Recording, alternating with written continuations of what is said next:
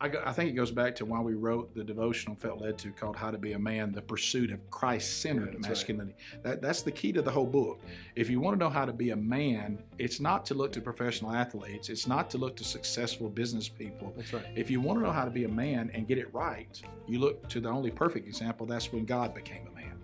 And what you'll find is that women actually may say things just like men do, but deep down, what if you look at what the Bible calls a man to be, what woman woman out there wants to refuse a man that says, I will put your needs before mine? That's right.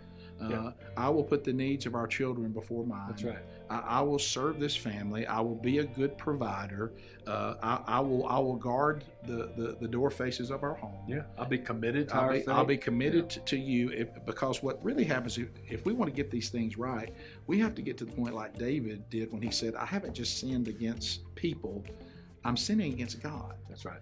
And so these flawed examples of men, if you don't see a devotion to Jesus Christ, that's a flawed man. I'll go as far as to say that you're really a disruption and an issue for a woman or for a family if you don't follow Jesus Christ. And how many more examples we got to have of that? Yeah, that's right. So I would just simplify the whole thing and say this is a perfect example of not only what a man should be, but it's also a perfect example of what a woman, whether she even knows it or not, is looking for in a man, because these 8 characteristics in this book, if they're applied to a man, you are a real man, and you're a man that any woman would want as a husband.